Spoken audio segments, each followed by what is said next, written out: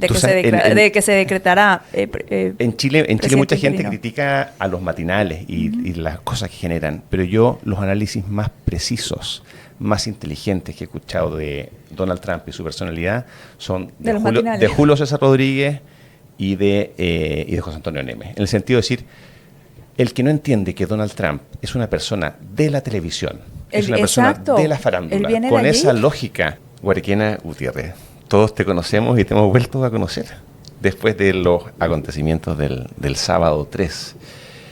¿Qué tal? Oye, Guarequena, ¿de dónde viene? ¿Es un nombre muy común en Venezuela? No, ¿Qué significa? no, es un nombre indígena. Significa pueblo De allá. de Venezuela. Ya. Del estado Amazonas. En el estado Ujú. Amazonas hay aproximadamente, habían 32 etnias indígenas, Ujú. quedan muy pocas, los Ujú. guarequenas son uno. Es como si me llamara Es una etnia Mapuche completa. Gutiérrez, como si me llamara Mira, mira. Aymara, Claro. Diaguita Gutiérrez, tal cual. Mira. Sí, Mira. los guarequenas. Mira, Sí. qué interesante. Oye, curiosidad básica, ¿dónde estabas el sábado en la mañana? ¿Cómo te enteraste? Yo creo que todo el mundo, todo venezolano, probablemente todo latinoamericano, se va a acordar exactamente qué estaba haciendo en el momento en que se enteró lo que había pasado en Venezuela. Mira, por salud mental, y literalmente por salud mental, hay que hacer un background de dónde vengo. Yo hago política de los 15 años, Ujú. desde los 18 años, movimiento estudiantil, la universidad. Entonces, son muchos años de carga emocional en contra de una dictadura. Entonces, yo decidí hace un rato, después que dejo el cargo de embajadora, que fue por razones económicas y migratorias, yo decidí poner mi celular en silencio. Pero desde agosto del 2025 para acá, yo decidí ponerlo con volumen. Porque estaban, o sea, cuando a mí me parece incoherente cuando la gente dice, esto era inesperado, No. que el derecho internacional, y que ahora les importa, pero no les importó todos los presos políticos que tenemos, no les importó toda la debacle de la democracia en No, Venezuela, y justo. no les importó cuando, desde agosto del 2025, el presidente Trump, y desde los Estados Unidos, que es cuando yo decido dejar mi celular con volumen, él había dicho que lo más posible era que iba a entrar en algún momento, y lo fue paulatinamente subiendo la escalada de la estrategia militar hasta que dijo, vamos a entrar por el terreno, vamos a pisar suelo venezolano. Entonces, nosotros estamos esperando que esto ocurriera, incluso esperábamos que ocurriera antes de finalizar el año. Todos esos días uno tiene comunicación con Venezuela y escuchaba lo que decían, ¿no? Incluso hubo una explosión en el estado Zulia, que lo dijo el presidente Trump. Ujú. Tuvimos un bombardeo a una empresa donde tenían guardado Sí, me cocaína. acuerdo. Claro. Y era verdad. O sea, Era verdad, y ¿qué estaba haciendo Estados Unidos en ese momento? Y yo creo que lo puso en un tuit en ese momento. Y lo dije a un grupo de amigos de venezolanos que tenemos los grupitos de WhatsApp. Estados Unidos está midiendo la reacción internacional y está midiendo la reacción del régimen. Y fue eso. Para mí, hoy en día, como dicen en Chile, te firmo que eso era lo que estaba haciendo Estados Unidos. ¿Y qué ocurrió? Midieron los plazos, midieron los tiempos, midieron la estrategia, midieron la poca reacción que tenían. No sé si han escuchado ahora una música Afro House que dice, ¿dónde está China? Sí, ¿Dónde está Rusia? por supuesto. Viral total. ¿Dónde están los comunistas que lo iban a ayudar? Claro. O sea, Estados Unidos también midió que China y A Rusia ver, no iban a prender ni una luz de bengala. Eso de todas maneras, porque Trump no se hubiera arriesgado a hacer una operación de ese tipo si los resultados hubiesen sido los de Carter con Irán en el 79, Claro. o los del golpe de Estado que le dieron a Hugo Chávez, que después se dio vuelta de campana y fue un ridículo internacional. O sea, no podía arriesgarse a volver sin Maduro. Claro. O que esto se prolongara como la guerra de Ucrania y durara varios años. La guerra civil, que se todo iban a ha sido una enfrentar locura. unos con Esto otros. Era un acto de propaganda del poderío militar norteamericano, y para eso obviamente tenían que haber tenido gente en terreno que estaba mirando los... O sea, el mendigo de la esquina, el señor que tenía... Ese podía ser una persona que hablaba venezolano perfecto, pero que era un... Tuvieron 26 años para prepararse en contra del yanqui, del imperio, y no lo hicieron. Pero bueno, tu pregunta es que ¿qué estaba haciendo yo? ¿Qué estaba haciendo? Claro. Yo me fui por Es que, otro lado. ¿sabes? Yo le pregunto siempre a los argentinos, le digo, ¿qué estabas haciendo tú cuando Maradona metió el gol contra los Y ingleses. lo saben Y dice, perfectamente. estaba cocinando unos Claro. ñoquis con pasta de no sé Claro, qué. porque es un momento histórico para para todos. ellos, No claro. hay ni un argentino o gente de mi generación. Yo les digo, ¿qué estabas haciendo Ustedes, el viste por- terremoto del 2010, yo se lo pregunto a los chilenos y siempre lo saben. o gente de otras partes del mundo, que es, ¿qué estabas haciendo tú cuando viste por primera vez el video de Thriller de Michael Jackson? Sí. Ya, pero eso a nivel es mucho más light que lo que tú estás, Claro, que lo que te estoy preguntando. O sea, claro. para un venezolano, ver lo que está pasando, para un venezolano además que estaba afuera, ¿dónde estabas? Claro, estaba en mi cama, como te digo, duermo con el celular prendido, con volumen, y me empiezan a llegar muchos mensajes de madrugada. Y obviamente yo pienso, o es un familiar, se había muerto recientemente un tío, igual de tercera edad, pero igual duele, ¿no? Y dije, o es Venezuela. Y fue Venezuela. O sea, digo, pasó algo en Venezuela. Y empiezo a ver, y es un señor de adulto mayor que vivió en Chile y se devolvió porque no aguantaba el frío. Y los hijos sí se quedaron acá. Y ahora vive en La Guaira, que es donde está El aeropuerto. al lado. el aeropuerto. Y claro, desde su ventana veía los videos y me pasaba y me dice, esto no me lo están contando, amiga, o sea, lo veo, está pasando en este momento, al fin está pasando, al fin el gringo entró. Y así empezó, enseguida me llama un amigo. Yo imagino que colgó porque le daba vergüenza llamarme a las 3 de la mañana de Chile, 2 de la mañana de Venezuela. Y entonces recordemos que esta operación inició en territorio venezolano 1:58 AM. Claro.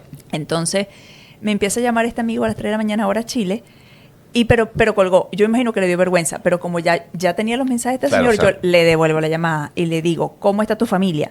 Y me dice, justamente por eso te estoy llamando, ya sabes. Y enseguida prendo el televisor, vi las noticias y él me comenta que su cuñada lo llamó, que está en Los Teques y que no se ve nada, pero que escucha helicóptero y que escucha explosiones. Y así, desde ese día no dormí. Ese día, o sea, desde las 3 de la mañana hasta las 11:30, tuve un canal de televisión entrevista a las 11:30 de la noche, así que No, fue pero de alguna manera duro. sí te lo esperabas y habías recuperado la fe desde agosto, de la época que sea. Porque Yo nunca he perdido la fe. Pero No. entre que tuviste En masa, yo creo que se ha perdido, porque ¿qué pasa? Que algunos somos estudiosos de las transiciones y sabemos que las transiciones no son lineales, no son simples, son complejas, que hay un proceso además.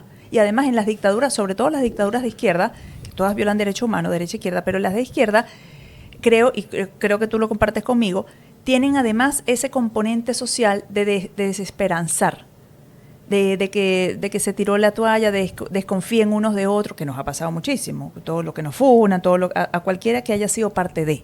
El que llega fue en el que pasó, el que llega fue en el que pasó, en los líderes de la oposición. Entonces hay este proceso. Yo nunca he perdido la fe, creo que he trabajado en eso, obviamente. Creo que cada proceso, por difícil que sea, por desesperanzador que sea, nos está acercando a donde estamos llegando. Si no hubiésemos pasado todo lo que se llamó fracaso, Capriles, que ahora está con el régimen, Leopoldo, Guaidó, y el golpe que tú dijiste también, acaba de decir que hicimos el ridículo en aquel golpe del 2002, con el paro petrolero, todo eso nos ha llevado a donde estamos ahora. Y todo eso ha enseñado a María Corina qué fue lo que se hizo ahí mal para yo no cometerlo. Entonces, todo eso ha ayudado a que el país esté donde está. Y Estados Unidos, aunque fuese Trump el presidente u otro, no hubiese hecho lo que hubiese hecho si no tuviera el respaldo legítimo de los venezolanos. Sin duda, ¿no? Yo lo comparto, Entonces, eso estaba lo haciendo comparto yo absolutamente. a las 3 de la mañana. Comparto absolutamente que si no hubiese habido agua en la piscina, o sea, si la noche no hubiese sido Sí. suficientemente Esto no es solamente oscura, un capricho si de no Trump, hubiesen como lo han habido hecho ver. 30 veces intentos de negociación, de conversación, de hacer las cosas bien, de hacer elecciones, de respetarlas, 150 Claro. cosas, fracas. Oye, pero tú bien dices, y lo comparto absolutamente, que las cosas no parten en un solo día. Nosotros estamos acostumbrados a ver las cosas con mentalidad de película de Hollywood, donde hay un héroe, donde la película dura 120 minutos y sale bien, victorioso. Exactamente. Y es uno el que gana, uno el que pierde, uno el bueno, uno el malo, y las cosas parten mucho Y al antes. final Son se mucho sabe- más parecidas y al a una final se serie sabe qué pasó. de 1000 capítulos. Aquí habrá de 1000 cosas episodios. que no sabemos cómo pasaron. Pero sí hay una pregunta que es interesante, y es ¿cómo llega un país a esto?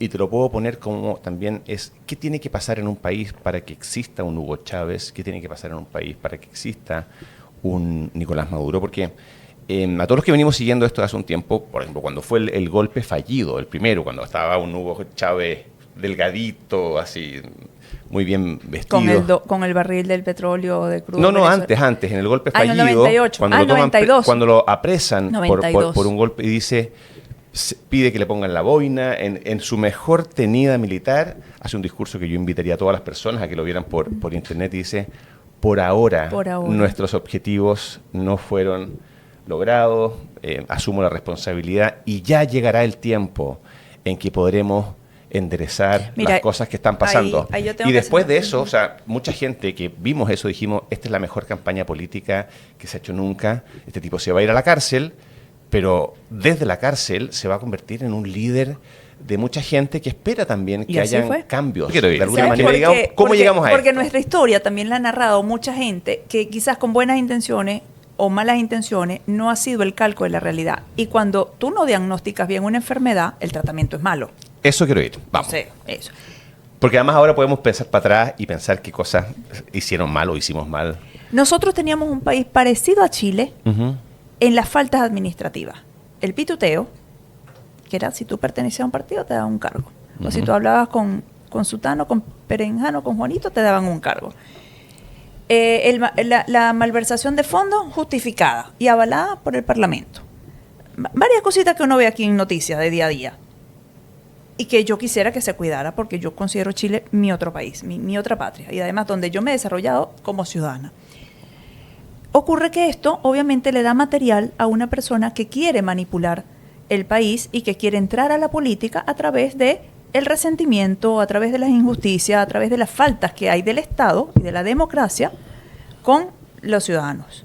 Entonces, todo esto se fue trabajando y se fue trabajando desde Cuba.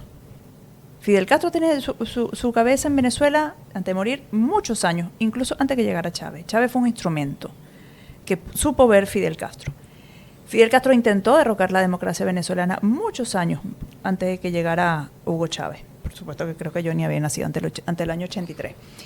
Y en el 89, en el año 89, está nuestro estallido social, que era el Caracazo, porque el presidente en ese momento, Carlos Andrés Pérez, de la centroizquierda, además vale decir, todos los gobiernos democráticos de Venezuela fueron de la centroizquierda, para que no, o sea, ahí se cae el relato de la derecha y la izquierda. Y este presidente dice que hay que aumentarle un bolívar a la bencina, o sea, un peso a la bencina. Y ese fue el motivo, como no son 30 años, son 30 pesos, de quemar el país. Dañaron todos los terminales, no estaba el metro tenía 6 años de haberse fundado, pero algunas estaciones en Caracas, porque el metro tiene mi edad, de Venezuela, 42 años, y saquearon, rompieron bienes públicos, bienes privados, dispararon contra personas, estaban armados, estaban organizados. Eso fue el año 89. Literal un estallido. Un estallido como el que vimos en Chile en el 2019. Que no digo que, estoy hablando que claro que hay motivos y hay injusticias y hay faltas de la democracia que crean este resentimiento en las personas. Pero la forma en la que lo usan políticamente es lo que trajo a Venezuela hasta donde estamos hoy en día.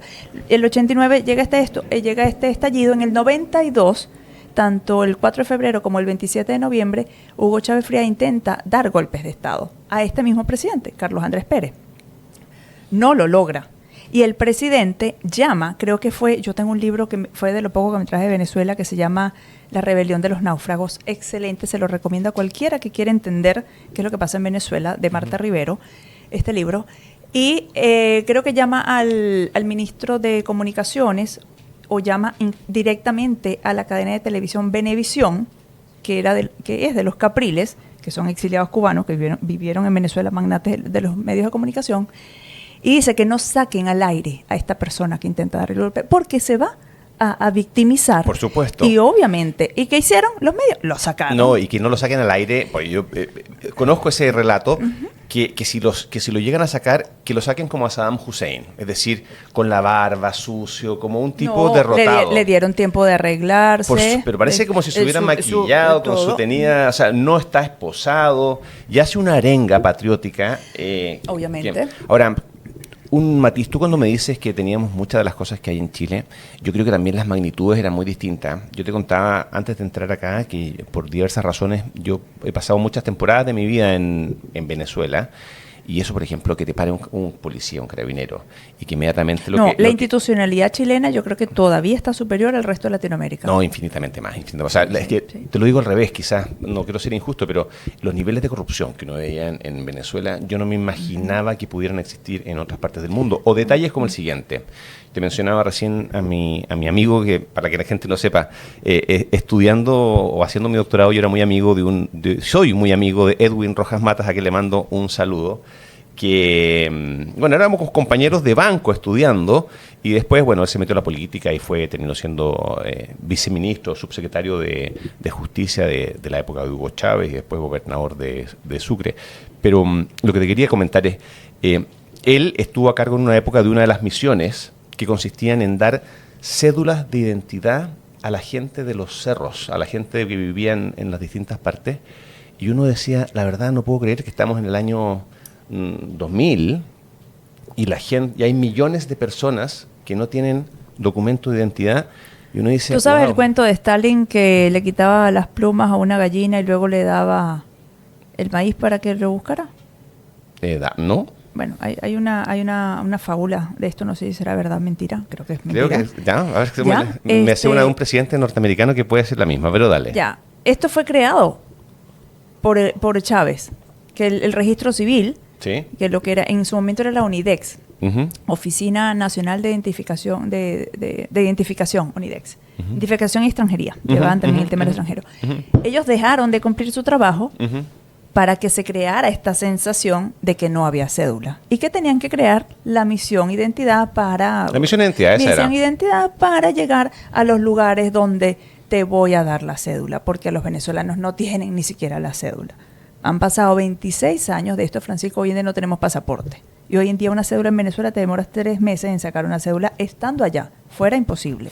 Pero no existía ese abandono de No las existía. clases populares, No de existía. una diferencia entre como las élites No. educadas en Miami versus la gente de la calle común y Cualquiera, corriente. yo saqué mi cédula como todos los niños venezolanos, que Uh-huh. la cédula en Venezuela se saca a partir de los 9 años, Uh-huh. no como Chile, que tú sales Uh-huh. de tu centro de donde saliste, de donde Uh-huh. naciste, con un Uh-huh. RUT. Nosotros a los 9 años. La gente iba a cualquier ONIDEX, a cualquier oficina de registro de esto de identidad, y te sacabas tu cédula. Pero ¿qué pasa si no llega el material, si no van los funcionarios, si están marchando a favor en contra de los pitiyanquis? Porque eso era otra cosa, los funcionarios públicos marchaban en contra de los pitiyanquis, los pitiyanquis era cualquiera que quisiera democracia, Uh-huh. incluyendo Estados Unidos en ese momento. Y la razón de esto era que, claro, ibas y no había material. Entonces, ¿qué hacían? Después tenían que justificar que tenían que ir a los cerros a ideologizar a las personas, a las poblas, para que se entienda en chileno, a darle una cédula. Eso es lo Qué que increíble pasaba. lo que tú me cuentas, y me pasa todo el tiempo cuando uno trata de estudiar Venezuela. Uno ve las noticias de un lado, me refiero, no tanto ahora, pero imagínate en la época de Chávez. Uno veía Telecinco y uno dice que era el canal donde Chávez hacía sus famosas cadenas Que era como 12 horas. horas. Chávez Y que se llegó a encadenar por 8 horas. Y que te tengo que reconocer que era un gran comediante. O sea, tú podías... Tenía mucha carisma. O sea, a mí me tocó conocerlo y me tocó conocer también a Maduro y la diferencia en talento, en carisma. O sea, uno era un líder, te podrá gustar o no, y el otro no era nada. Pero los dos decididos por Cuba. Uno Sí, porque era el instrumento carismático para llegar. Solo te voy a decir que Sí, la sí. estatura como personajes históricos No, de claro, ambos, es otra cosa. Hugo Chávez, tú te podías quedar paralizado de verlo y podías verlo por varias horas y era alguien que podía generar un movimiento detrás de él. Maduro, nada. Era Maduro solo corrupción, solo violencia, solo amenaza. Es lo que llamamos en Venezuela un muchacho demandado. O sea, es lo que hace es seguir Claro. órdenes. Sí. Bueno, y los resultados yo creo que están a la vista. Pero, mira, lo que te decía eso, que uno no sabía, tú dices, veo el gobierno y me miente. Veo a la oposición y me miente. Veo la prensa de oposición y es todo mentira, o no sé a quién creerle porque son tan profesionales de la mentira que es así. Luego tú dices, pensemos en el golpe de Estado. Uno dice, mira, la oposición de un golpe de Estado. Veamos, yo le invito a la gente que vea, por ejemplo, La Revolución, un video que está en YouTube, se llama La Revolución no será transmitida. No la Revolución no será televisada, La Revolución no será transmitida, que es este documental de esta niña francesa, más allá de los aciertos, no, pero es interesante. Uno dice, ¿quiénes son la oposición? O sea, ¿qué capacidad técnica tienen? Esta gente no se puede hacer cargo de un país. Esta gente hace las cosas mal. Fardea delante de la televisión de cómo hicieron el golpe, a los 2 días los toman presos por haber dicho... O sea, es el mundo al revés, como si hubieran fumado las cosas más ilegales que hubiesen habido en el mercado y luego de eso dan un golpe fallido. Por otro lado, indudablemente, y más allá de las oscilaciones del precio del petróleo, Chávez sí tenía una popularidad. Y más allá de que hayan habido pocas garantías en las elecciones, sí tenía un cierto apoyo popular en algún momento. Mi pregunta más de fondo es... La primera vez que ganó, ¿sí? Y fue que cuando ganó con mayor porcentaje, ganó con el 56 punto y tanto %. Pero cuando estaba gobernando, en los plebiscitos constitucionales y distintos, alguno que perdió, otro que ganó, sí tenía, y uno sentía en la calle que había gente que era, sí, hubo en gente, parte por su carisma, porque se identificaba, la gente decía, él es como nosotros, él no pertenece a los sectores mayoritarios. Pero esa es mi pregunta como más de fondo. Francisco, es que tengo que decirlo, llegaron a decir, dime todo. Con hambre y sin empleo, con Chávez me resteo. Eso. Con Chávez, con hambre y sin empleo, con Chávez me resteo. O sea, imagínate el nivel de fanatismo que sacó. Una devoción. Entonces, es claro, pero entonces ahí no podemos decir que es que tenía el respaldo. Tenía el respaldo de una realidad construida en base a la necesidad del pueblo. Porque también era, ¿a qué tenías derecho a alimento? No.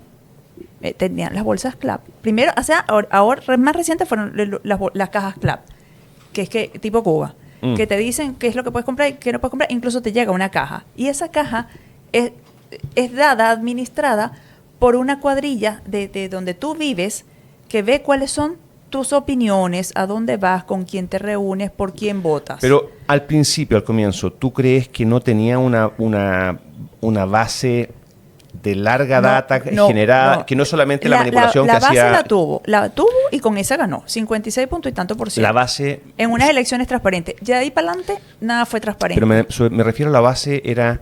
¿Qué es lo que pasaba culturalmente, sociopolíticamente, de cómo la sociedad se había construido a lo largo de décadas, quizás de siglos, para llegar a ese estado de cosas donde una persona como Hugo Rafael Chávez Frías pudiera ganar una elección? Porque aquí en Chile yo creo que no me lo puedo imaginar. No me puedo imaginar que esté el estado de cosas. Cuando llegó Chávez, la gente no se imaginaba que Chávez iba a llegar. Los cubanos que vivían en Venezuela fueron los primeros que salieron porque nos decían, yo tenía 15 años, o sea, imposible que sea responsable de este desastre, ¿no? Pero le decían a los venezolanos, ese hombre va a acabar con Venezuela. Entonces, lo que tú no ves ahora en Chile, mucha gente de una generación mayor que yo, más arriba que yo, no la veía. O sea, tú dices como cuando nosotros en Chile decimos que los comunistas en Chile son como los comunistas italianos y que una cosa como que no nos tomamos en serio. No sé, a mí me parece... Ingenuo. Ingenuo no. No entiendo cómo ustedes dicen que el Partido Comunista de Chile es distinto al de otros países. Lo que pasa es que no ha llegado al poder.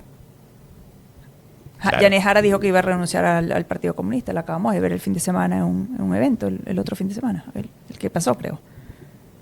No la vi, pero sí, pasa eso porque pasa que se topa uno en el metro con alguien del Partido Comunista. Yo creo que es que uno no se levanta. Yo creo que es que no han llegado al poder. Pero, y no solamente Chile, en cualquier país hay que cuidar la democracia, porque uno puede creer que es un país con las mejores índices económicos, con los mejores índices de democracia, de seguridad, y puede pasar. Y lo que pasó en Venezuela, como te digo, antes de Chávez, habían injusticias sociales. También la meritocracia la habían dejado de lado, entonces la gente estudiaba, la gente preparada. En Venezuela además recordemos que la educación era pública, gratuita y universidades de ranking mundial. Eso te doy fe yo porque, claro. Porque cuando estudiando Derecho, estudiando Jurisprudencia, o sea, Andrés Bello era venezolano y hasta el día de hoy las doctrinas jurídicas en Latinoamérica de mejor calidad, mucha estaba en Venezuela. Uno no podía entender cómo los grandes maestros, cómo uno estudiaba los textos y era de alto nivel. Uno veía lo que pasaba en la aplicación de la justicia y no era lo mismo. Y gratuita. Entonces no pueden a hablar nivel de tampoco generación de conocimiento. Que era que estudiaban los hijos de los ricos.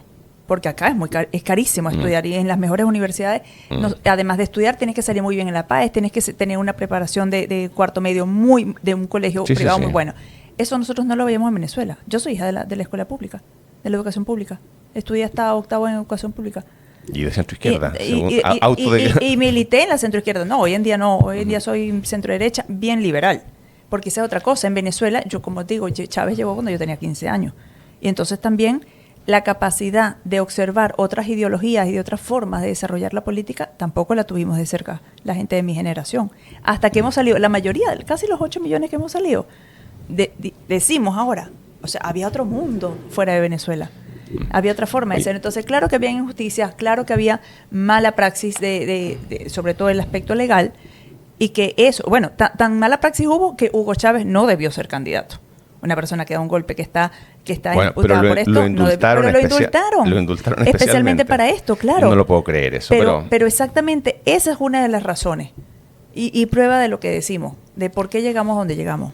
Oye, solo un comentario a propósito de que en otras épocas muchos nos sentimos con cierta sensibilidad en algunas materias de centroizquierda o más progresista, pero cambió tanto el escenario, se fue tan lejos la izquierda que ya casi uno tiene que contratar un telescopio para ver dónde llegó. Entonces, inmediatamente el centro se corre mucho más allá y muchos hemos quedado en posiciones sobre distintos temas que no por cambiar uno de posición, sino por la radicalización de ciertos grupos de izquierda tan a lo lejos que automáticamente te dejan a uno en la posición oponiéndote a esas cosas y te dejan del bando contrario. O sea, te entiendo perfectamente que tú hayas sido de centro izquierda, claro, pero que una vez que llega Chávez y llega Maduro, te pasas a la oposición y eso pasa a ser, entre comillas, derecha.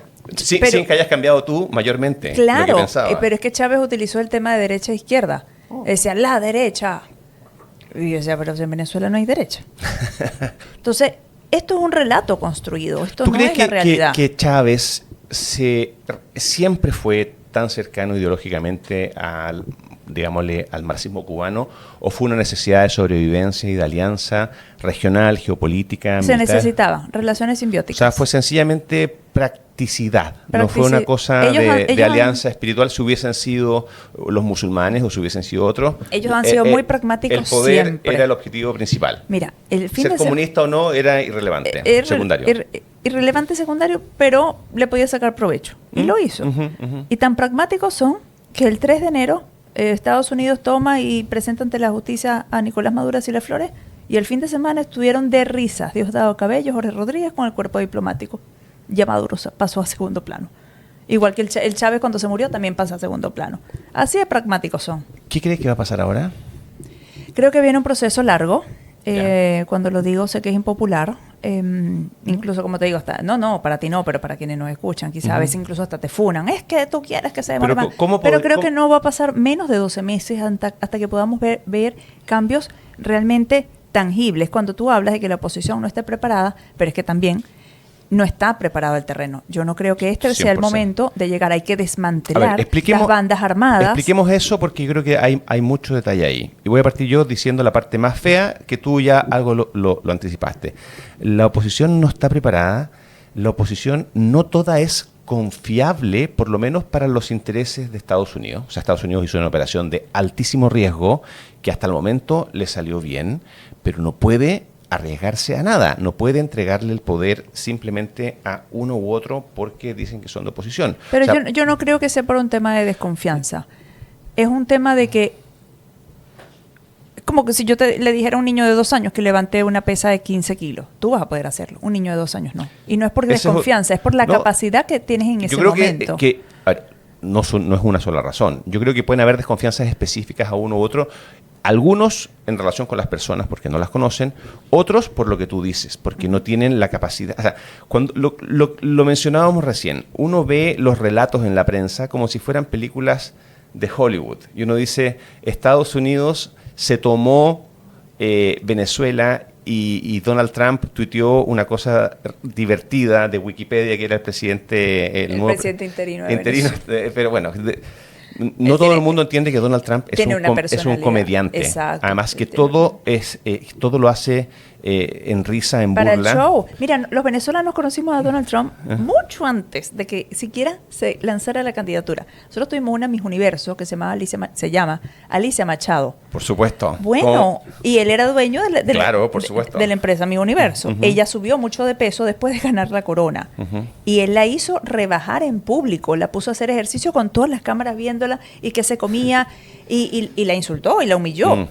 Y eso lo conocimos los venezolanos mucho antes de que el mundo conociera a Donald Trump. Porque en Venezuela, la Miss Universo es como una figura a la par de un presidente, o sea, como muy avalada y legítima la figura. Entonces nosotros conocíamos este aspecto de la personalidad del presidente Trump mucho antes de que se decretara en Chile mucha gente interino. critica a los matinales y las cosas que generan, pero yo los análisis más precisos, más inteligentes que he escuchado de Donald Trump y su personalidad son de Julio César Rodríguez y de José Antonio Neme. En el sentido de decir, el que no entiende que Donald Trump es una persona de la televisión, es una persona de la farándula, con esa lógica que siempre está jugando un doble juego. Por un lado administra, pero lo que más le gusta y lo que más le fascina es descolocar, decir una frase, pelearse, no con un político, pelearse con un presentador de televisión, con un actor.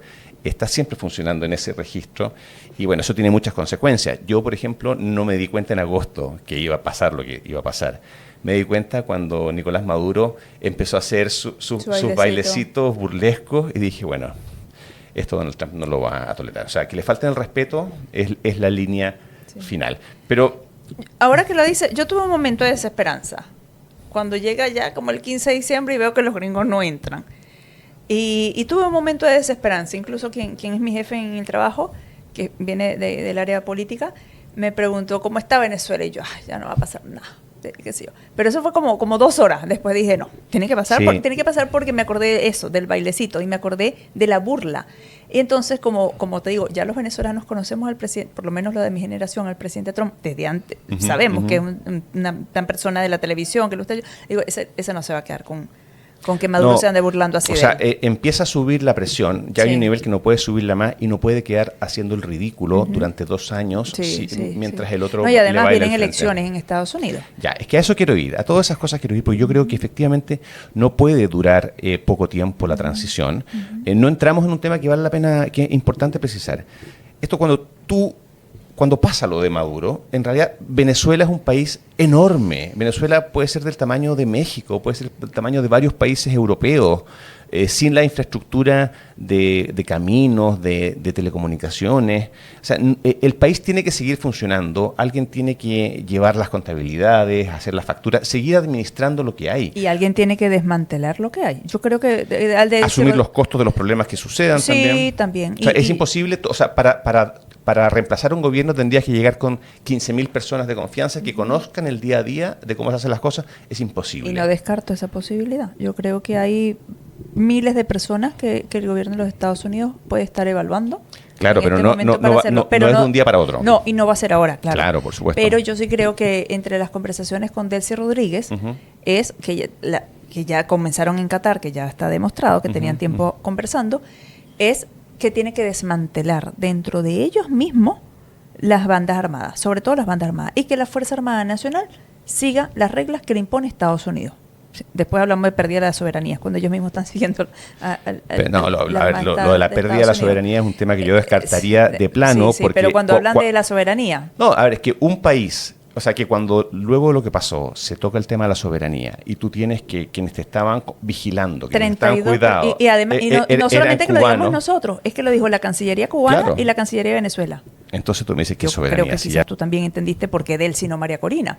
Porque tú tienes que buscar y si estás en una negociación política, porque es una negociación política de territorio tan compleja como la que estamos y como la que está metido Estados Unidos y está metido el régimen, tienen que tener interlocutores que sean reconocidos por las otras partes. Por supuesto. Y María Corina en este momento no es reconocida por la Fuerza Armada Nacional. ¿Hay rangos medios y rangos bajos? Sí, que fueron los que nos permitieron tener las actas y las boletas y las actas electorales. Sí, pero esos no son los tomadores de decisiones ni los dueños de las armas. Y además está el otro loco, el psicópata demente de Diosdado Cabello, que es el que gobierna los grupos armados, los que llaman los colectivos. Que ¿Les podemos explicar incluso un poco qué es eso? Que también colectivos. vale la pena que la gente se meta en internet y busque colectivos vigilando la ciudad. Cuéntanos un poquito. Los colectivos son grupos civiles armados que no tienen ninguna casilla en el organigrama del Estado. O sea, es decir, son ilegales. Pero existen. Y además existen y son cuotas de poder. En Venezuela el Estado asignadas por territorio, por parroquias, como le llaman ustedes. Incluso hasta por parroquias. Parroquias son por ejemplo, comunas o territorios le llaman. Ni siquiera, porque los municipios son comunas. Estas son como unidades básicas territoriales. Unidades, sí, algo muy, muy chiquitito. Incluso por parroquia. En Caracas, por ejemplo, en la Gran Caracas, Distrito Libertador, hay varias parroquias. Entonces, entre esos grupos hay personas que le obedecen directamente a Diosdado Cabello. Gente armada, con fusiles, con ametralladora, con distintos tipos de armas de muy alta gama, incluso mejor que a veces que un soldado de la Fuerza Armada Nacional. ¿Y eso cómo lo desarticula? Bueno, eso es muy difícil. Te puede tomar mucho más tiempo. Eso es, y aquí habrá que Estados Unidos, imagino que estará viendo cómo hacen en Brasil, tú que conoces Brasil con el tema de las favelas, cómo se hace, porque funcionan, así como vemos esos grupos narcotraficantes y terroristas que tienen tomadas las favelas brasileras, para que tengan idea, porque eso se ha documentado más que los colectivos en Venezuela. Es una especie de esto. Yo creo que... ¿Tú leíste el libro ¿Por qué fracasan los países? Lo comencé a leer, no lo tengo, cuando lo terminé de leer. Es que en el primer capítulo, incluso en el prólogo, pone como ejemplo, y por este tipo de razones, por los colectivos, dice, es bien dramático, dice, Venezuela no tiene vuelta atrás. O sea, Venezuela es un Estado fallido y que no se va a recuperar, porque el Estado retrocedió tanto. Las ciudades las gobiernan estos colectivos armados, que una vez además que caiga Diosdado, quien sea, van a luchar ellos por su propia mismos, pero también creo que es lo mejor que nos puede pasar. Te lo digo pragmáticamente. Y se la van a matar todos entre todos. Y se iban a matar todos entre ellos mismos. Sí. Entre ellos mismos. Mira. Yo creo que eso va a pasar y creo que es lo mejor que nos puede pasar. Siendo muy pragmática, muy pragmática. ¿Por qué? Porque si viene un agente externo a eliminarlos, vamos a estar eternamente con acusaciones de la justicia internacional, de los derechos humanos, de lo que se les hizo a estas pobres víctimas, a estas pobres palomas. Y resulta que si lo hacen entre ellos, va a ser un genocidio de ellos entre ellos. Y esa es una de las mejores razones por las que Donald Trump dijo, yo ahí no me meto. Ahí yo no pongo gente mía, no pongo a María Corina, no pongo... Que sigan ellos mismos asumiendo ese problema. Pero sí le va a pedir a Delcy Rodríguez que controle a Diosdado Cabello. ¿Y tú crees que va a ser posible? Y Diosdado Cabello, primero que es difícil que lo haga, pero es que además es como un cartel de droga. Si tú te quieres salir, te matan. Y el día que Diosdado les mande a decir otra cosa, pues lo van a tumbar. Entonces, ¿qué va a pasar? O sea, claramente la transición yo creo que va la transición bastante muy movida, se va a demorar. Y no rápida. No rápida, yo no espero. A la industria petrolera le metes plata, le metes dinero y se va a levantar. Claro, le da algunas garantías tiene a las petroleras y sirve. Muy importantes a nivel global, como la bajada de precios. La bajada de precios le puede significar a la Unión Soviética, a Rusia, Unión Soviética se me cae el carnet, un apretón fuerte de oxígeno. Totalmente, o sea, a Cuba también le va a significar muchísimo. O sea, tiene las implicancias geopolíticas que son brutales. Pero todo lo que tú me estás diciendo hace que no pinte para 16 y 18 meses. O sea, tenemos que ordenar... Estados Unidos ha dicho 2 o 3 años incluso. Es que no, según lo que tú me estás diciendo, no es para menos. Uh-huh. Aparte que tienes que pacificar el país, sacar los colectivos, regularizar los registros electorales, porque tú vas a llamar a elecciones, pero las elecciones tienen que ser serias. Pero es que yo creo que las elecciones no se van a dar ni siquiera en 18 meses. Creo que el proceso de pacificación, y lo decía el secretario de Estado Marco Rubio, creo que era así que le llamaba otro nombre, pero ese proceso para mí es la base y la más importante. ¿Y quién va a estar a cargo para garantizar la gobernabilidad luego? Porque tampoco hay que construir unos cimientos muy fuertes, muy arraigados, para que realmente luego se pueda garantizar la gobernabilidad y no sea un fracaso a 2-3 años. Por supuesto. Eso es otra. ¿Y eso quién lo va a administrar, en tu opinión? ¿Quién convendría que lo administrara mientras? ¿Todo el tiempo Delcy y compañía? ¿Los mismos de siempre? No bajo la presión de Estados Unidos, porque claramente quedaron sin armas. ¿Cuántas personas habrán hasta muerto? Ahora, mira, ¿Qué se sabe internamente? Teníamos casi 1.000 presos políticos ellos decían que no habían presos políticos. Ahora dice que vamos a liberar los presos políticos. Han liberado 54. 54 personas, de las cuales no han dado los nombres de todos. No sabemos si hay personas liberadas que no eran presos políticos. Y no liberadas, escarceladas, porque tienen régimen de presentación, prohibición de salida del país, prohibición, algunos derechos fundamentales y derechos políticos eliminados. Así que no es una libertad plena. Pero sacando esos detalles que son muy grandes, no han cumplido lo que dice Estados Unidos. ¿Y qué pasa? Que los parlamentarios del Partido Republicano también le están exigiendo al presidente Trump. O sea, el presidente Trump también tiene gente a la cual cumplirle. Y en que tienen que liberar los presos políticos. El presidente Trump está mucho más enfocado en el tema petróleo. Pero los representantes del Congreso, incluso del Partido Republicano, que es su coalición, también le están pidiendo a Delcy Rodríguez que tiene que liberar a los presos políticos. A todos. Y yo creo que esto va a hacer que el presidente Trump también tenga otra movida respecto. Yo no creo, no sé. Ojalá no esté equivocada, pero que vaya a haber otro ataque como el que vimos el 3 de enero, pero sí creo que pueden haber muchas medidas duras que aplicarle tanto a Delcy como a Padrino como a Diosdado Cabello. Recordemos que no ha sido levantada ¿cómo se llama esto? Sí, el botín, la recompensa. La recompensa. Sí. La recompensa, en medio de la palabra, de 15 millones por Padrino y de 25 millones por Diosdado. Y lo ha recalcado la Casa Blanca. Es decir, no han dejado de ser blanco de los Estados Unidos. Yo creo que una cosa que es clave para entender al presidente Trump es que parte de su juego es decir, tú sabes que yo soy capaz de todo. Tú sabes que yo soy capaz. Iba a decir otra cosa, pero ajá. Sí. Yo soy capaz de hacerlo. Soy capaz de lo que nadie más es capaz de hacer, ponerle arancel de 100% a todo el mundo un día para otro. Además, tú sabes que hoy te dije que no iba a atacar y mañana te puedo atacar. Tú sabes que ahí yo tengo una posición. Yo creo que el comandante en jefe de cualquier ejército, de cualquier fuerza armada, tú no puedes pedirle que te diga la verdad. Tú no puedes pedirle que sea transparente de qué cosas va a atacar y en qué está develar pensando. la estrategia. Parte del profesionalismo del comandante en jefe de una fuerza armada, particularmente la de Estados Unidos, es engañar, es despistar, para que suene mejor. Y el presidente Trump es muy bueno en eso. Y el presidente Trump es experto en despistar, claro. y es impredecible. O sea, tú sabes en los demás que tienen ciertos límites, que hay cosas que no se van a atrever a hacer, que son políticamente correctos, que no se atreven, que le tienen temor al juicio de reproche de la Corte Penal Internacional, de Naciones Unidas, de quien sea, y tú sabes que Trump, como él dijo, mi propia moralidad, mi propia mente, o sea, tú sabes que soy capaz de todo. Y eso, cuando ya lo hizo, además cuando dice, tú ya sabes lo que le pasó al que estaba antes de ti, ahora te puede pasar lo mismo si no me haces caso. Claro. Y al parecer funciona.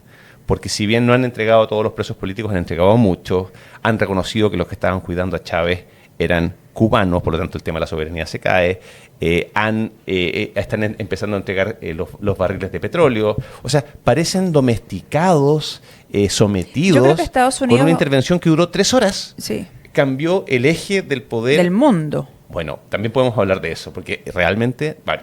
Del mundo. Yo creo que, a ponerlo como en 2 platos, peras y manzana, el régimen nunca había enfrentado a una persona que no cumpliera la estrategia, más que ellos. Y el presidente Trump hoy te dice que no va a atacar, mañana a lo mejor ataca. Claro. Cambian las condiciones de ataque. Y el régimen, la gente, todos los organismos internacionales, la ONU, la OEA, la Corte Penal Internacional que tiene CPI, tiene 7 años haciendo una investigación, cumpliendo el debido proceso. Y el presidente Trump cambia el proceso de acuerdo a la demanda del momento. Claro. Entonces ellos, claro, los toma un poco fuera. No, claro, y la gente dice, ¿y el orden internacional? Y él dice, ¿cuál orden? Si esto es el desorden internacional. Y es que es verdad. O sea, y además, y yo eso lo banco. El orden internacional dura hasta cuando se deja de cumplir. Porque el derecho es política congelada. Todo el derecho es política congelada. Llega un momento en que tú dices, mira, ya esta solución no nos está funcionando, la vamos a cambiar. Y así cambian las constituciones de los países, por las buenas y las malas, pero evidentemente ya cambió. Y si tú ves la seguidilla de anuncios que hizo Donald Trump los mismos días o la misma semana, o sea, retirar fondos de Naciones Unidas, pedirle a las empresas, va a aumentar en un 50% el presupuesto en defensa de Estados Unidos, que es el presupuesto en defensa más grande del planeta. Lo va a aumentar de un año para otro en 50%, y y amenaza a las empresas de defensa que si siguen repartiendo dividendos no les va a dar más contratos porque lo que ellos tienen que hacer es reinvertir. Y a la Unión Europea también le pidió que aumentara el gasto en defensa. Es que eso, fíjate, aquí vamos a entrar en temas polémicos, pero después de la Segunda Guerra Mundial, Estados Unidos fue el policía del mundo. Dijo: yo tengo bases militares en Alemania, nadie más produce, yo soy el gran cuidador del universo. Pero se le empieza a acabar la plata, empieza a existir China, empiezan a haber otras cosas, y llega algún momento que él dice: no me da el dinero, no puedo seguirme endeudando para pagarle la protección a Europa, para pagarle la protección a todo el resto del mundo. Ustedes, los europeos, se cuidan solitos y yo cuido lo que tengo que cuidar y me enfoco en las cosas que me importan, como son, por ejemplo, ganar la carrera de la inteligencia artificial y que los chinos no sigan creciendo tan bestialmente como lo están haciendo. Y ustedes se cuidan solos, aumentan del 2 al 5% del PIB su gasto en la OTAN. De alguna manera, aunque cuesta pensarlo por la personalidad del presidente Trump, es un acto también de humildad y de reconocer que ya no tienen el mismo poder que antes, que el mundo ya no es unipolar, que el mundo es multipolar y que Estados Unidos no se va a preocupar de todo, se va a preocupar de su propio país, de sus propios ciudadanos y de la zona regional. Del hemisferio. Y del hemisferio. ¿Qué tanto le ha molestado a la gente que se preocupe de Estados Unidos del hemisferio? Es que eso también tiene una razón súper política, geopolítica y militar. Si tú disparas un misil desde Pekín a Nueva York, se demora varios minutos y tú alcanzas a apretar los botones para que salgan los misiles en contra y te alcanzas a defender. Si tú ese mismo misil lo lanzas desde Panamá o lo lanzas desde Colombia, Cuba Venezuela, o de Venezuela, no te da tiempo, no alcanza. Claro. O sea, en Florida hay varios millones de muertos antes de que se alcance a defender. Entonces, y voy a decir una cosa políticamente incorrecta, pero tal como de alguna manera, con la misma lógica, a China le molesta Taiwán, porque está demasiado cerca, es normal. Pero yo veo eso un poco raro, o sea, ¿Por lo qué? de Taiwán. O sea, yo pensé en el mapa, en cómo sí, está, sí, en un no, mapa no, pintado o sea, tienes razón, cuando te separa el Atlántico. Pero China pudiese acabar con Taiwán. Tiene la capacidad de. ¿Por qué no lo ha hecho? Bueno, porque Taiwán está más armado que Israel probablemente y porque los intereses económicos que yo creo que los chinos son muy pragmáticos con los intereses económicos. Sí, yo creo que va por ahí. Bueno, y militares también, no es cosa fácil el problema diplomático que hay. Y les dan pasaporte, ¿no? Sí, entran, salen. Ajá, entonces como... Sí, hay un pragmatismo. Al mismo tiempo es un tema súper nacionalista que tú dices dentro de China. Hay pocos temas que unen tanto a los chinos hasta Nepal y el Himalaya, como el tema de Taiwán. Entonces es un tema, es como Bolivia con el mar en Chile. De alguna manera les conviene seguir diciendo que quieren recuperar el mar y que todos esos problemas están... Una vez le pregunté a un embajador chileno que por qué no negociaban la salida al mar y el corredor humanitario que tanto le costó. Se nos acaba el negocio. Es como y me dijo, no. Antes que entremos en eso, que es muy interesante, María Corina, ¿cómo interpretas tú esto de dimes y diretes, esta gran especulación mundial de cuál es la relación del presidente Trump con ella? ¿Qué opina? ¿Le da confianza? ¿Son amigos? No es primera vez que se van a encontrar, se encuentran pasado mañana, el jueves se van a encontrar, jueves 15, 12, 13, 14, 15, el jueves 15 se van a encontrar. Creo que han tenido reuniones previas. O sea, no ahora, pero antes. Todo el mundo tiene con todo el mundo. Claro. Ella tuvo reuniones con Joe Biden, tuvo reuniones con el Papa. No sé si todo eso sea de ella dijo que le va a de... llevar. Yo creo que la gente también va a estar enfocada en el tema del premio Nobel. Ella dijo que le va a llevar el premio Nobel porque él lo estaba esperando. Y él no ha dicho que no lo va a recibir. Así que creo que va un poco por ahí. Creo que es una personalidad... como lo vemos, una persona que viene de la televisión, viene del show, es un showman perfectamente, o sea, toca el cao, y creo que ella entiende como líder de la oposición venezolana que necesitamos los aliados necesarios. Eso sin duda que van alguna. por encima de los egos. A mí, cuando la gente cierto, me dice, ¿cómo se sentirá ella cuando dijo que ella no tenía el respaldo?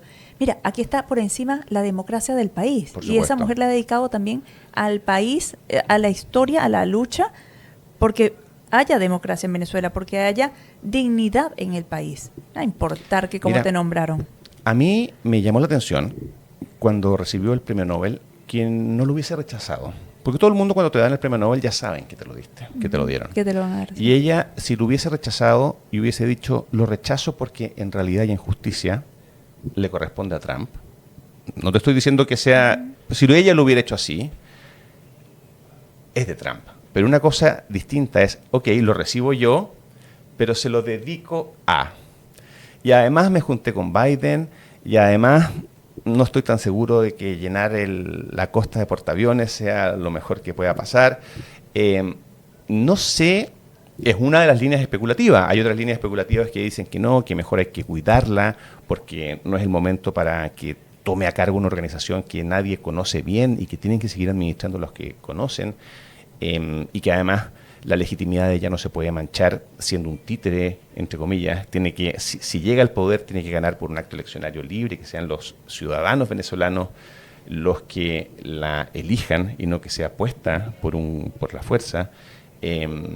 ¿Cuál de todas esas especulaciones crees tú que yo creo la que más precisa? ¿O todas juntas? No, yo me decanto por la que ella va a llegar cuando haya unas elecciones, pueda haber unas elecciones libres, va a ser reelecta, otra vez, y digo reelecta porque ya fue elegida en primaria, no la permitieron, en las elecciones del 28 de julio no le permitieron inscribirse, gana Edmundo González porque ella le levanta la mano, claro que le tengo mucho respeto pero no es lo mismo. Al presidente del mundo, además lo conozco de antes, pero realmente exacto, no es lo mismo, ¿no? Entonces yo creo que ella hay que cuidarla. Ella misma no le conviene en este momento. En este momento, es que yo creo que lo mejor que hizo el presidente Trump es poner a alguien dentro del régimen. Y con los Rodríguez ya tenía una conversación previa, que ahora se ha develado.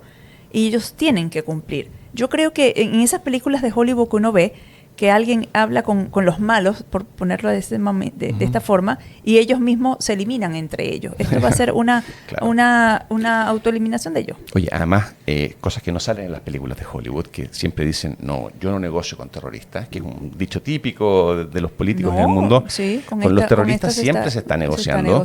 Y el mismo presidente Trump llamaba a Nicolás Maduro. Nicolás Maduro decía, sí, tuvo una conversación muy amable, eso fue lo que dijo en la entrevista del 1 de enero. Incluso la vocera de la Casa Blanca, el presidente Trump, dicen que tiene muy buena relación con Delcy Rodríguez y que está cooperando. Pero la tenía con Nicolás Maduro. También, cuando habló con Nicolás Maduro, entonces esto demuestra cómo es el mundo real del pragmatismo de las relaciones de poder, donde por un lado te tengo todos los cañones encima, por otro lado, amablemente te digo, ándate a Turquía, ándate a Rusia, apúrate que te conviene.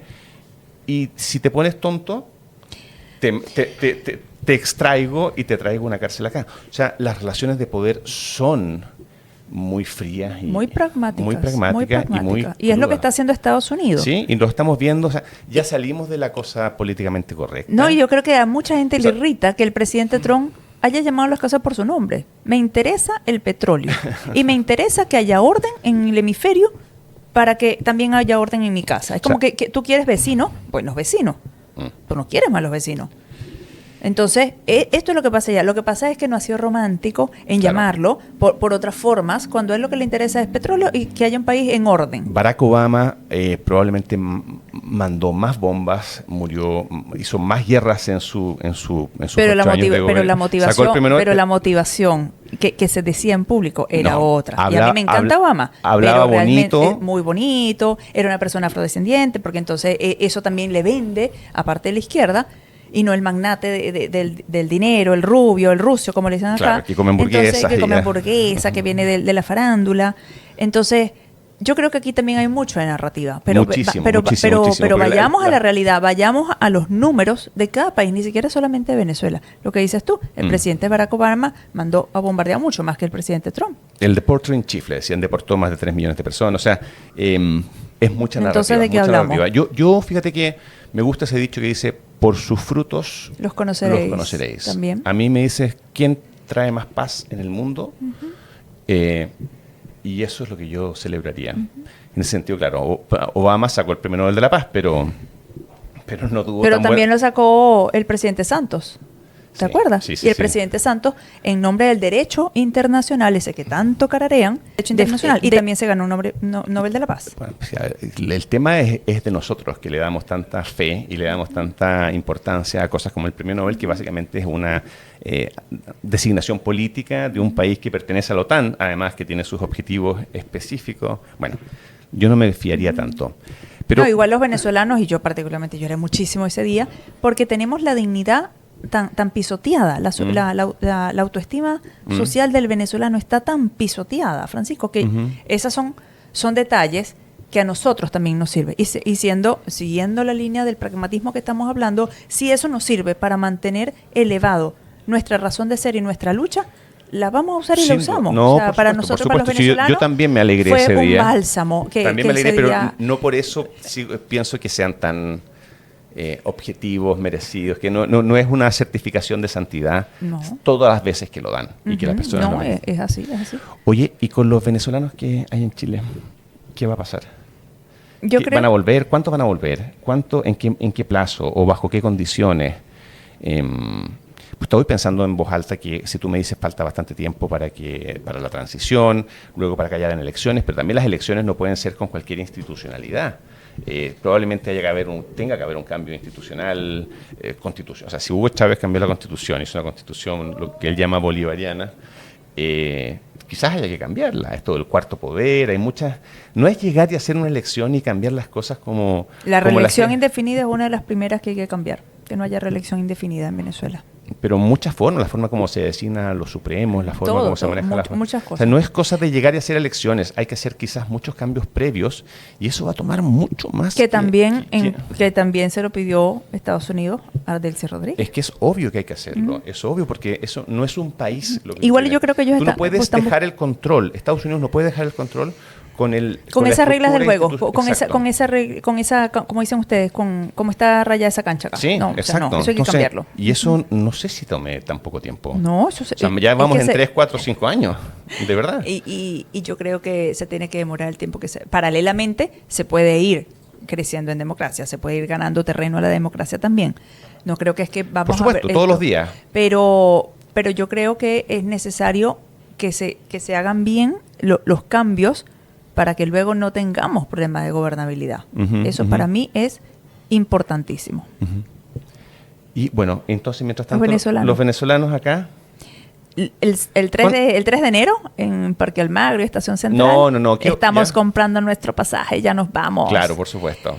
Pero el 5, cuando presentan a Maduro ante la Corte Federal, ante la Justicia, y eso fue el 5. El 7, miércoles 7, salió un reportaje de un diario escrito de Chile Grande, y todos decían que no, que lo iban a pensar mejor, que Chile tienen arraigo, que tienen hijos, que tienen un emprendimiento. Cuando ven las fotos de los colectivos, como un enjambre de motos con gente armada revisándole los celulares a la gente. O sea, yo tengo tiempo diciendo que incluso Chile es uno de los países donde la tasa de retorno va a ser de las más bajas de retorno.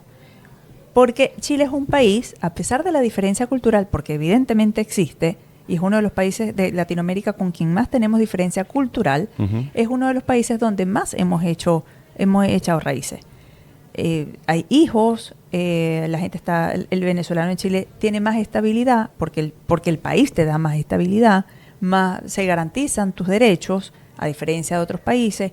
Veamos Argentina, el tema de la economía. La agarró un presidente liberal, pero la economía no ha mejorado como tal.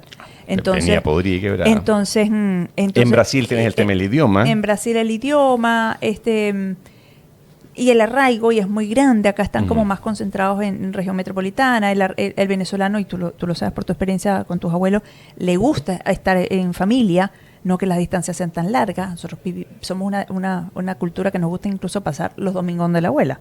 O sea, a ese nivel de siempre andar juntos, ¿no? Entonces, yo creo que eso ha hecho y va a hacer que sea Chile uno de los países con la tasa de retorno más baja.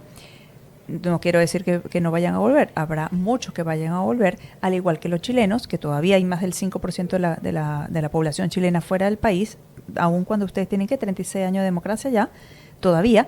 Pero creo que Chile también puede ser un gran apoyo para programar este plan de retorno a casa, de volver al país. Ese es un operativo logístico. Logístico muy grande, porque además ustedes tenían poquita gente, nosotros tenemos 8 millones de personas. Y además no todos están legales, o sea, hay que hacer registros, quizás no todos entraron con los nombres que tenían, o sea, es una cosa para empezar que hay que abrir los consulados, darle identificación a las personas. ¿Tú crees que eso va a pasar? Yo creo que va a pasar. a largo plazo, porque ya todo el mundo empieza y me preguntan y me Claro, preguntan. ¿quién va a ser el embajador de Chile de CAST eso la gente te pregunta? No, pero más que el embajador, porque el embajador no da un pasaporte, pero el cónsul. Sí. Me preguntan, pero ya el consulado va a abrir. ¿Y cuándo va a abrir el consulado? Y yo quiero mi pasaporte. O sea, la gente ya empieza a buscar lo que me puede significar una mejora para ellos. En las y eso últimas se va a llevar elecciones, tiempo. ¿los venezolanos que estaban en Chile podían votar? Con ciertas condiciones, tenías que tener pasaporte vigente, tenías que tener residencia definitiva en el país donde estuvieses, había otra condición que no recuerdo cuál era. ¿Cuánto cambiaba, crees tú? ¿Cuánto es el universo real de venezolanos con papeles, sin papeles, viviendo en Chile? Con margen de error. 850, 900 mil. De esos más o menos, ¿cuántos habrán votado? ¿Cuántos habrán votado efectivamente en la última? Poquitísimo, se me fue la cifra, debería tenerla en la mente, pero se me fue poquitísimo. Fueron como 50,000, no recuerdo. Ese tipo de cosas, por ejemplo, no puedes hacer una nueva elección sin solucionar ese tema antes. No, en unas nuevas elecciones tiene que ser... No lo va a permitir Estados Unidos. No lo puede permitir. No lo puede permitir, más allá del buenismo o no buenismo de Estados Unidos, no lo puede permitir porque no va a ser legítimo. Y si no es legítimo, no va a tener el aval del Estado venezolano para que siga haciendo lo que va a seguir haciendo durante un tiempo. No, tiene que ser, un tiempo más. Que ser votación universal y casi tiene que ser obligatoria. Universal. Secreta, porque en Venezuela recordemos que los colectivos, estos grupos colectivos, incluso te voltean la llave, la cuadratura electoral para ellos ver por quién tú votas. Seguro. Entonces, o sea, tiene que ser secreta, tiene que ser para todos los que podamos votar, todo mayor de 18 años que se inscriba. El de nosotros no nos inscriben automáticamente en nuestro CERVEL, el poder electoral, sino que tienes que irte a inscribir, pero te tienen que habilitar los puntos para irte a inscribir, que tampoco lo habilitaron. Hubo venezolanos en Venezuela que ya cumplieron 18 años y desde la última inscripción no se pudieron inscribir. Entonces, si tú no estás inscrito, no puedes votar. Entonces, tiene que haber muchas condiciones, tiene que haber observadores, dejarlos entrar. De Chile fueron muchos, no los dejaron entrar. Y tiene que haber realmente las condiciones electorales de estándares internacionales para que pueda ser una elección verdadera, en la que creo, de todas maneras, o sea, te lo firmo, que gana María Corina Machado, incluso más que Edmundo. No, eso de todas maneras, si la elección fuese hoy, si la elección fuese en 5 años más, bueno, pueden pasar muchas cosas. Pueden pasar muchas cosas, pero a lo mejor no estamos. No, pero yo espero que va a ser menos, pero tampoco creo que va a ser en un año. Ojalá yo esté equivocada y sea mucho más corto. Y una pregunta polémica. Yo creo que la mayoría de los venezolanos con los que yo he conversado, de Chile, el 99%, están muy felices con lo que pasó el 3 de enero. Están muy felices. Si el país empieza a funcionar, si empieza el petróleo a llegar a verse en la calle, si es que la violencia disminuye, si es que la institucionalidad empieza a fortalecerse, quizás no estén tan apurados el gran pueblo venezolano en hacer un cambio, en que quizás digan, mira, estamos bien con este tutelaje, o sea, a Puerto Rico le fue bien, tú sabes a dónde me quiero dirigir. ¿Para qué vamos a invertir en Fuerzas Armadas si jamás vamos a poder tener portaaviones ni esta operación supersónica cinematográfica que se dio en 3 horas acá? Y si nos quedamos con una alianza profunda con Estados Unidos, no te lo estoy planteando. No, estoy diciendo que es un escenario. Es un escenario.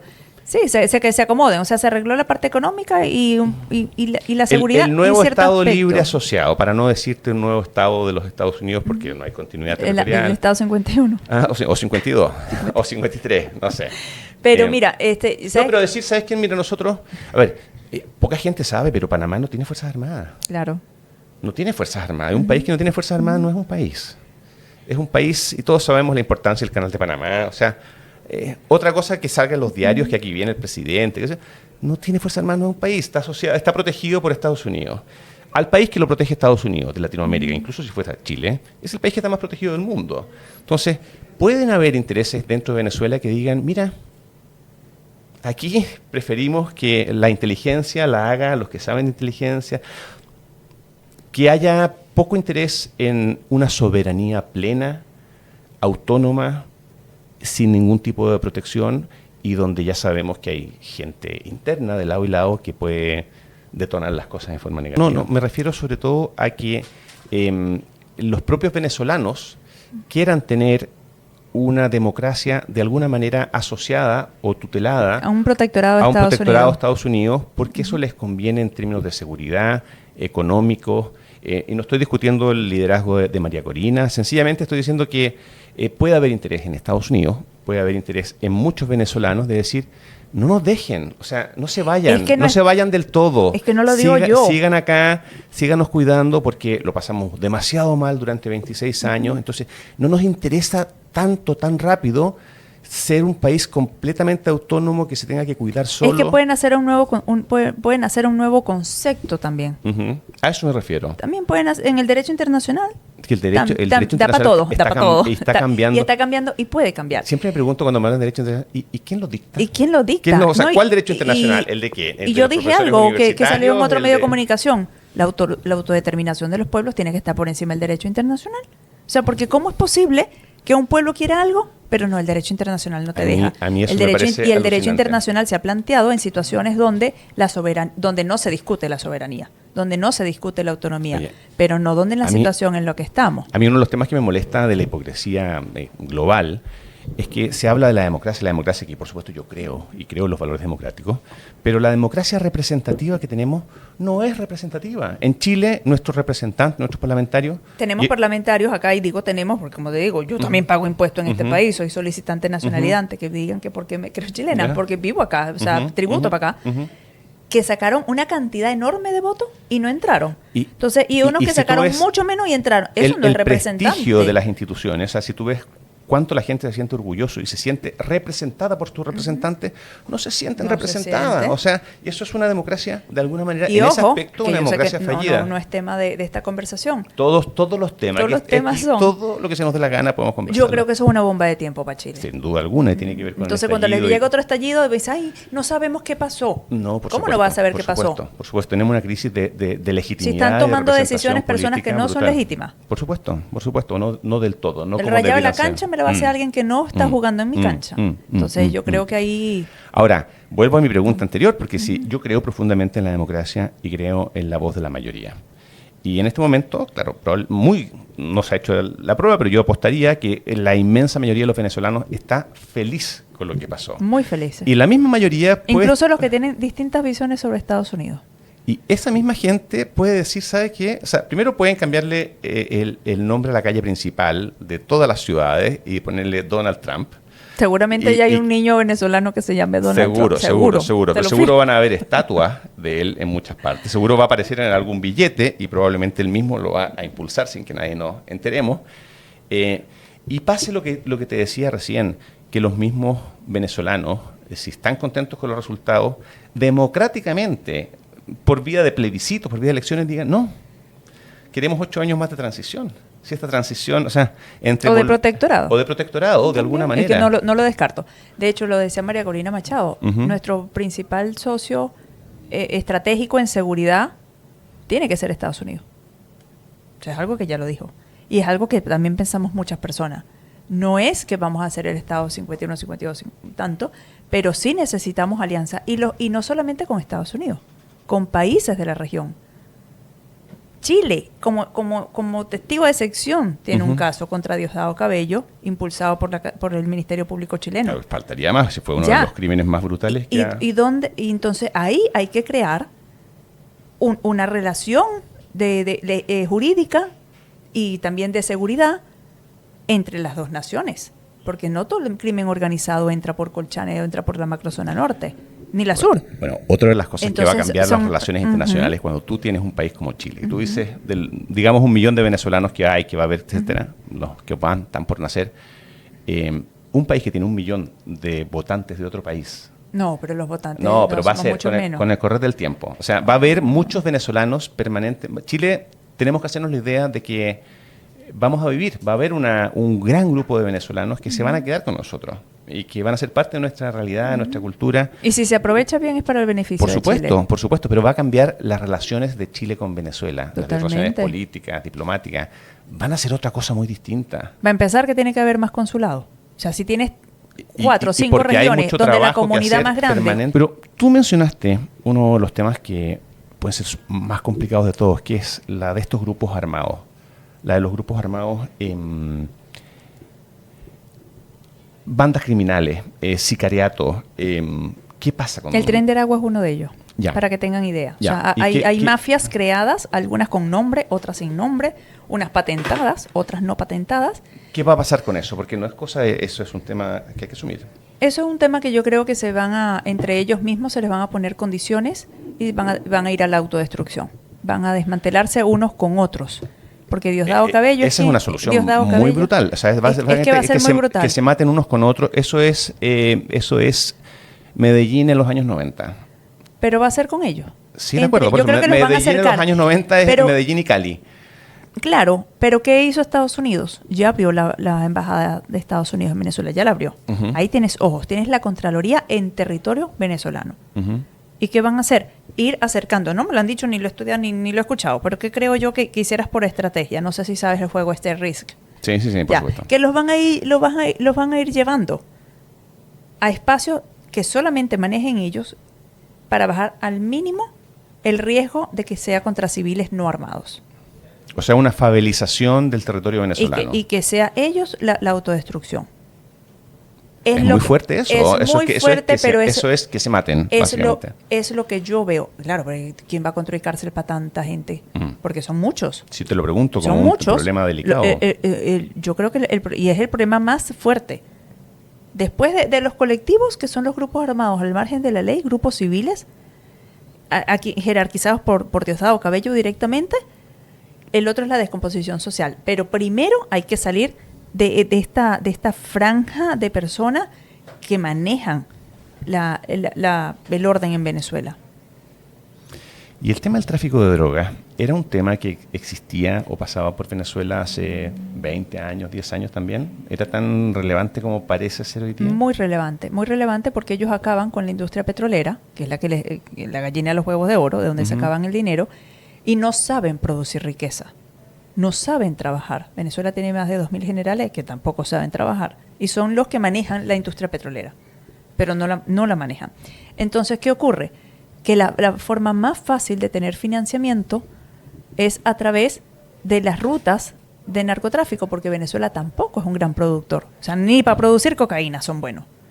Que es malo, Sí. pero ni siquiera O sea, para eso. Lo que hacen es... en flujo de dólares es mucho menor, sin duda. Es mucho menor. marginal al lado del pero, petróleo. Claro, pero te permite ser un Estado que por el que pasa drogas, arriendan el espacio aéreo, arriendan el espacio terrenal, las minas también, el arco minero. Ese es otro del tema de la explotación del arco Pero- minero y del ecocidio que están cometiendo en el sur de Venezuela. ¿Cuánto de eso cambió el 3 de enero o cuánto de eso va a cambiar en los próximos meses? ¿Crees que va a Esto ha seguir? cambiado desde agosto del 2025. Ahí fue la época del Cosa primer... cierta. Yo estoy segura que a Diosdado Cabello lo deben tener así los carteles mexicanos. Estoy segura Su jefe que, lo está... o sea, entonces, diciendo, como te digo, aquí cada quien nos tiene, has hecho perder mucha aquí plata. cada quien tiene que responder. El presidente Trump al Partido Republicano, Bueno, tiene elecciones, Delcy además. Rodríguez le tiene que responder al presidente Trump, Diosdado le tiene que responder a los carteles y al ELN, Ejército de Liberación Nacional de Colombia, que también tiene alianzas como grupo de crimen organizado transnacional también, en nombre de la guerrilla colombiana. Entonces, aquí hay mucha gente que le tiene que... Aquí yo creo que el único que no le tiene que decir nada a nadie es Cuba, y le está pasando terrible. ¿Y crees que va a caer Cuba? Ojalá. ¿Va a aguantar más allá de tus deseos? ¿Qué puede? Porque Cuba tampoco es una amenaza existencial. No, por eso te Venezuela digo, Cuba es el único que China, no le tiene que responder a nadie, porque más bien recibía de Venezuela. Claro, y no es peligroso, básicamente es una isla. Es una isla Que- muy mal, no solamente los cubanos de a pie, también el régimen cubano. Sí, sí, sí. Díaz-Canel, todo el equipo, ¿no? Yo creo que quizás veamos a una Cuba con elecciones antes que Venezuela. Yo también. Porque a diferencia de Venezuela, que no es un territorio tan grande, que no tiene petróleo, no tiene los grupos, los colectivos como tal. Y yo creo que Hay grupos, ellos pero no mismos como Cuba. ya están aburridos de pasarlo mal, No, los venezolanos también de estamos pasar aburridos. hambre, pero no, pero No, claro, pero no hay una estructura. no, y que además los- vemos a una Cuba Yo libre también antes que Venezuela creo, libre. y que puede caer incluso por decisión de los mismos, una perestroika Claro. cubana. Y yo sí veo a un Díaz-Canel negociando un exilio en Rusia. En Miami, en en Mar a España, Lago. En Mar a Lago. con España, una creo que delegación especial. a su señora, que lo apoya, creo que le gusta bastante España. Oye, y una última pregunta de las infinitas. ¿Estamos sobre el tiempo? No tanto, ¿Ya? o sea, sí estamos sobre el tiempo, ¿Ya? estamos definitivamente, pero no se nos han acabado los temas y esto Ya. va a ir mutando mucho. Va a ir mutando. Y parte de la mutación depende de saber qué tan diezmados habrán quedado las fuerzas militares, la capacidad defensiva, cuántos generales habrán muerto, porque aquí lo único que hemos sabido son los 32 cubanos que eran el primer anillo de protección de Maduro. Ellos no han dado ninguna cifra y nosotros no la podemos saber. Lo que lo puede Pero- saber es Estados Unidos. Pero ya, yo creo que ya venimos hablando de la personalidad del presidente Trump, ya lo hubiera dicho. Yo no sé, yo creo que... Yo creo que los generales no salieron a defender a nadie. Entonces, por lo tanto, no se arriesgaron y no los mataron. Lo que yo sí sé, o apostaría, es que de la forma que fue, la capacidad defensiva quedó completamente diezmada. Los radares chinos, ni los misiles rusos, nada funcionó. Ni una luz de bengala, literalmente, Y aunque por de lo risa que tanto- lo diga, sí, lanzaron. y por lo tanto, nada. o sea, la advertencia es, ustedes no me hacen caso y yo entro ya... O sea, si ya la primera vez entré fácil, la segunda hago lo que se me da la gana. O sea, yo no entro en Venezuela porque no quiero. Y se cae No la por- narrativa de no porque si ustedes se me meten estén Estados deteniendo. Unidos, Rusia y China van a contraatacar y eso va a ser horrible. No pasó. Nada. No pasó. Tienen que hacer caso o si no, Quedó demostrado. la van a pagar. Y Estados Unidos está haciendo lo que debieron haber hecho varios países de la región. ¿Cuáles y quiénes y cómo? Chile, Colombia, Venezuela, Brasil, Ecuador, ¿A qué- Bolivia ahora que acaba de ganar, Argentina, ¿A qué te refieres en particular? los países de Centroamérica. ¿Pero qué debieron haber Hacer, hecho? hacer algo mucho más fuerte, avalar la posición de Estados Unidos en su momento, desde agosto, ha sido paulatino el apoyo hasta ahora que capturó a Maduro, pero fue muy tímido el apoyo antes. Entonces, cuando te están afectando los intereses de tu país, incluso el de Chile, hablamos de soberanía, pero violaron la soberanía chilena. De hecho, hay un preso político chileno-venezolano y yo no había visto hasta ahora que un expreso político venezolano-chileno, Braulio Jatar, lo comentó.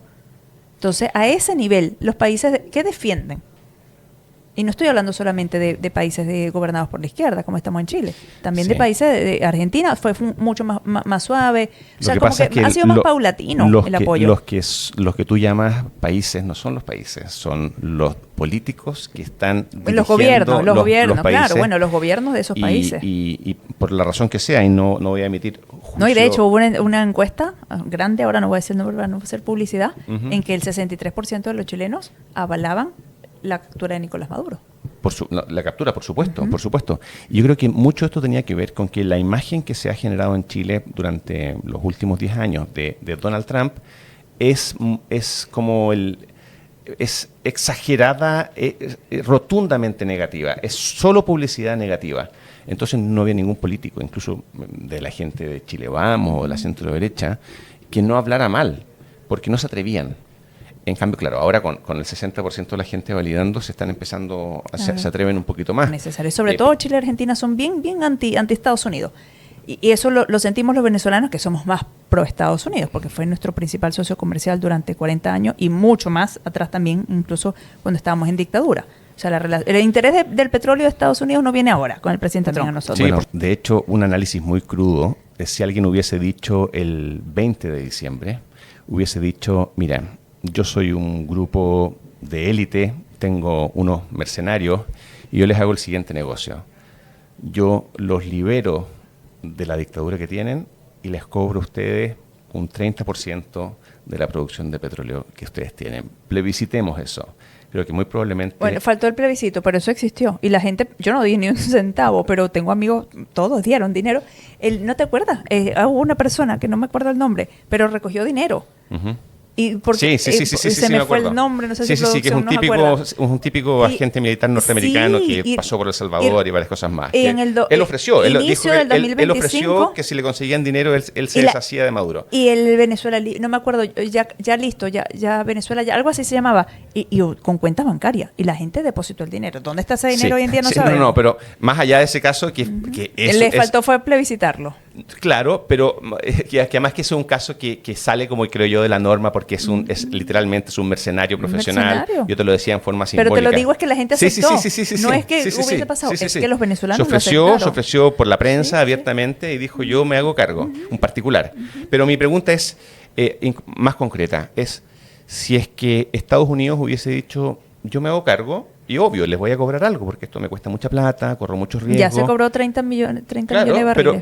pero que de muy buena gana, una amplia mayoría del pueblo... Feliz se lo firmamos, lo votamos que sí. Entonces, Te digo que si tú sí. respetas la democracia, si tú respetas lo que la gente quiere, la gente muy probablemente quería... Faltó el plebiscito, faltó la elección, pero no hay que ser un genio para darse cuenta que la gente hubiese dicho, trato hecho. Claro que trato hecho. Ustedes me permiten vivir tranquilo, nos permiten dejar de tener hambre y las ganancias las repartimos. Totalmente. Y eso, de alguna manera, es lo que Claro. parece estar pasando. Y te lo digo, se lo merecen porque fue el único gobierno del mundo que se atrevió a hacer lo que estábamos pidiendo por 26 años los venezolanos. Que la justicia internacional entiendo, hiciera su trabajo, que no lo ha hecho.